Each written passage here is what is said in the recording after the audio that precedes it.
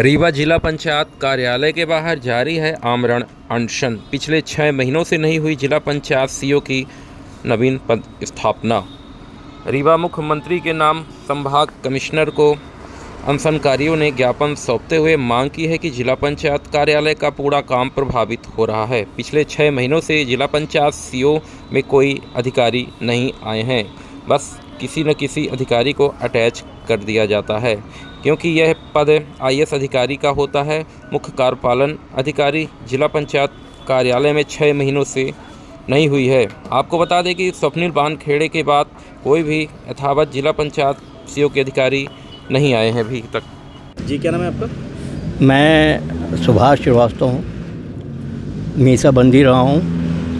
19 महीना मैं आपातकाल में जेल में रहा और 1973 से मैं सामाजिक और साहित्यिक कार्यक्रमों में लगा हूँ। आज आप लोग जिला पंचायत कार्यालय में धरने पे बैठे हो, क्या मामला है? सबसे बड़ी चीज़ ये है कि हमने कभी बचपन में सुना था, लोग मजाक में कहा करते थे दूल्हा विहीन बारात। आज ठीक हमको देखने को मिल रहा है कि जिला पंचायत कार्यालय है, कर्मचारी हैं, लेकिन जो मेन अधिकारी है वही नहीं है 6 महीने से। भाई, अगर आप अधिकारी की नियुक्ति नहीं कर सकते हैं तो कार्यालय बंद कर दीजिए। बाकी कर्मचारियों की क्या भूमिका है?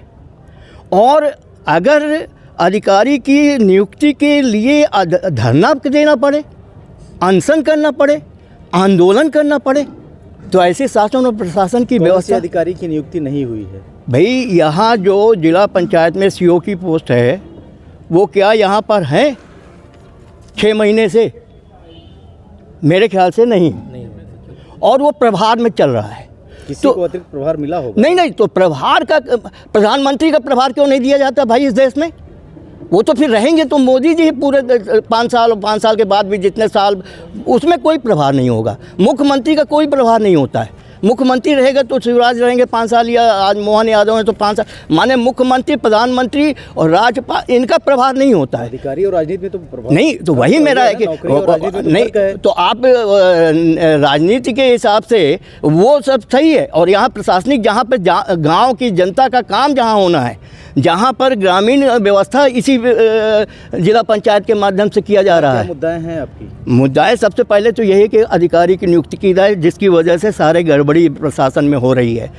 और सबसे बड़ी चीज़, आज यहाँ पर जितने लोग भी बैठे हैं, चाहे वो पार्षद नम्रता सिंह जी बैठे हों, चाहे किसान नेता सुब्रतमणि त्रिपाठी बैठे हों, चाहे ये कोरी जी, ब्रजेश कोरी बैठे हों, और ये विश्वनाथ चोटीवाला पटेल जी बैठे हों, ये जितने लोग यहाँ पर हैं, सुब्रतमणि त्रिपाठी किसान नेता। और सबसे बड़ी बात यह कि जिला पंचायत के सदस्य कामरेड लालमन त्रिपाठी, जिनके नेतृत्व में ये आंदोलन धरना प्रदर्शन, ये केवल इसलिए जाने जाते हैं कि जनता की समस्याओं को उठाते हैं। अपने लिए कभी नहीं जिए, ये अपने लिए जिए तो क्या जिए? ऐ दिल तुझे ज़माने के लिए, ये ज़माने के लिए जीने वाले लोग हैं। और आज ये मजबूर हैं कि ताकि ग्रामीण स्तर पे जितने लोगों के काम रुक रहे हैं, प्रभावित हो रहे हैं जिला पंचायत के अधिकारी के ना होने के कारण, वो प्रभावित ना हो, उनके काम समस्याओं का समाधान होता रहे निरंतर, नियमित। इसके लिए उन्होंने चाहा है कि भाई जल्द से जल्द अधिकारी की नियुक्ति यहाँ पर की जाए और प्रभार की व्यवस्था को ख़त्म किया जाए। जी, क्या नाम है आपका? मेरा नाम है लालमन त्रिपाठी, जिला पंचायत सदस्य। मैडम जी, आज आप जिला पंचायत के कार्यालय में धरने पे बैठे हो, क्या मामला है? मामला यहाँ है 6 माह से यहाँ सीओ पद खाली है। एक प्रभार दिए हैं, कभी ये कार्यालय नहीं आती हैं। अब पूरा लगभग पूरा काम ठप है। पूरे लगा लिए मध्य प्रदेश में सबसे बड़ी जिला पंचायत रीवा है। 820 ग्राम पंचायतें हैं, 9 विकास खंड हैं, और मान चलिए कि 2 जिले हो गए, मऊगंज भी हो गया। और यहाँ जो अब 100 किलोमीटर दूर से आता है बेचारा, बड़े उम्मीद से चलो हम कार्यालय जाएंगे, कुछ काम होगा। और जब यहाँ का मुखिया नहीं है, जैसे आपने अभी हमारे जो मार्गदर्शक जो है सम्मानी सुभाष जी ने कहा है कि बिना बारात, दूल्हा बिना बारात नहीं अच्छी लगती है। तो जब दूल्हा नहीं है तो पूरा कार्यालय पड़ा है, पूरे जिले की व्यवस्था गड़बड़ है। इस मुद्दे को लेकर हमारे जो सीओ जो है नियमितकरण के सीओ लाएँ, परमानेंट सीओ दे हम लोग को सरकार, हम ये मांग लेकर बैठे हैं। इस आंदोलन में आप इकलौते हैं सदस्य के तौर पर कि नहीं हैं? अब हमारे जो है तो लगभग 12-15 सदस्य दे चुके से माननीय सुंदरिया जी हैं सदस्य हैं, माननीय ममता जी हैं, गुलबसिया जी हैं, ब्रिजेश जी वर्तमान में सब सारे हैं, बैठे हैं हमारे सब कितने लोग। दिनों से आपका धरना ये 19 से है या तीसरा दिन है।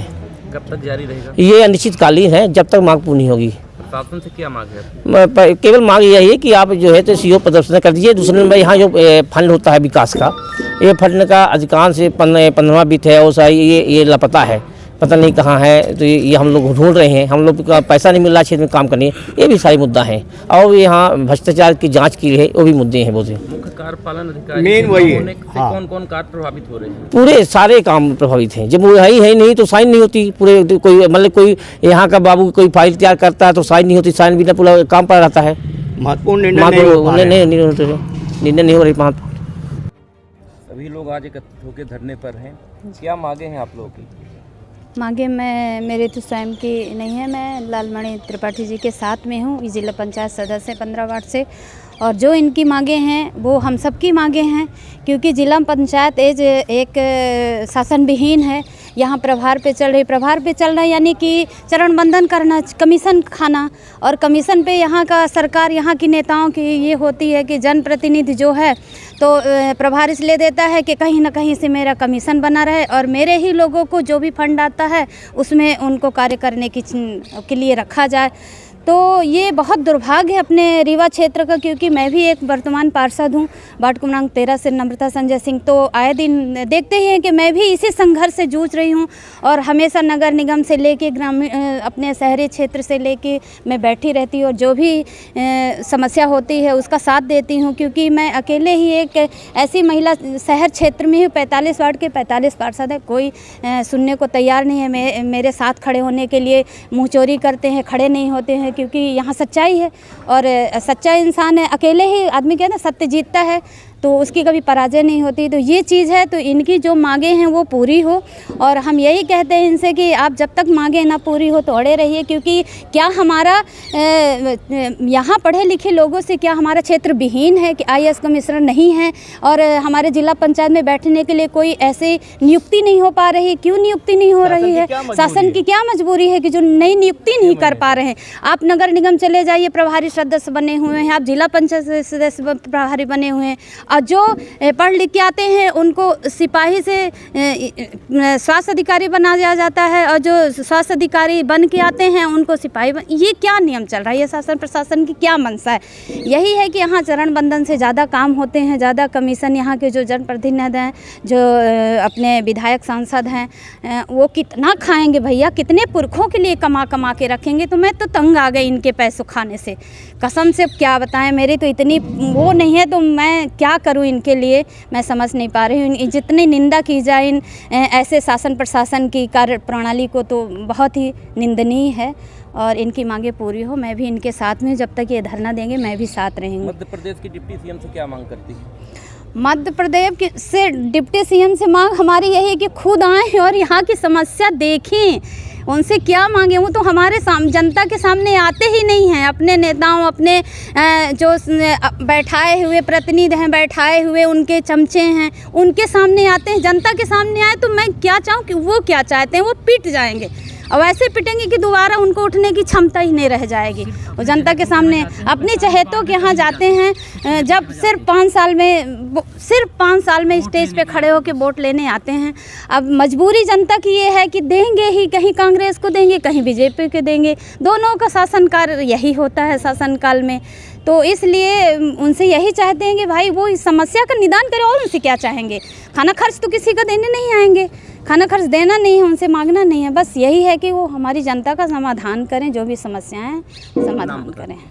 नाम मेरा नम्रता संजय सिंह बघेल, वार्ड 13 की वर्तमान पार्षद हूँ। अभी मैं निर्दलीय पार्षद हूँ। नमस्कार, मैं डॉक्टर अखिलेश पटेल, संचालक नेशनल हॉस्पिटल रीवा से। आज आप लोगों के माध्यम से कैंसर के लक्षण को कैसे पहचाने, इस विषय में एक छोटी सी जानकारी देना चाहूँगा। बात करें कि विंध्य क्षेत्र में पुरुषों में सबसे ज़्यादा कैंसर मुख का कैंसर होता है। मुख के कैंसर को कैसे पहचाने? कभी भी मुंह में या जबान में कोई भी छाले जो हफ्ते 10 दिन से ज़्यादा समय तक हैं, दवाओं से ठीक नहीं हो रहे हैं, तो अपने नज़दीकी चिकित्सक को ज़रूर दिखाएं। हो सकता है वो बड़ी गठान हो। लक्षण जो है शुरुआत में ही पहचान में आ जाते हैं तो उसका संपूर्ण इलाज हो सकता है।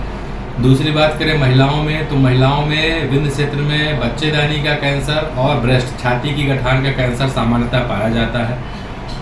उसमें अपन बात करें लक्षण क्या आते हैं, तो छाती में यदि किसी भी लेडीज़ को, यदि वो 30 साल या 35 साल से ऊपर की हैं, कैसे भी असामान्य गठान छाती में महसूस होती है तो अपने नज़दीकी चिकित्सक को ज़रूर दिखाएं। वो सामान्य या असामान्य या कैंसर जैसे भी बीमारी हो सकती है। और महिलाओं की दूसरी जो सबसे बड़ी बीमारी है वो होती है बच्चेदानी का कैंसर। बच्चेदानी का कैंसर अमूमन 40 वर्ष के ऊपर की ही महिलाओं में पाया जाता है। उसमें असामयिक तरीके से रक्त का स्राव या मावात का जाना, ये उसका प्रमुख लक्षण रहता है। तो यदि किसी भी महिला को असामान्य रक्तस्राव और मावात जाने की शिकायत लगातार बनी हुई है तो अपने नज़दीकी चिकित्सक को जरूर दिखाएं। ये हो सकता है कि बड़ी बीमारी हो, समय रहते यदि इसका पता लगा लिया गया तो इसका इलाज पूरी तरीके से उपलब्ध है। और ये इलाज हम नेशनल अस्पताल रीवा में आयुष्मान, ESIC एवं विभिन्न सरकारी योजनाओं के द्वारा निःशुल्क उपलब्ध कराने के लिए संकल्पित है। नमस्कार।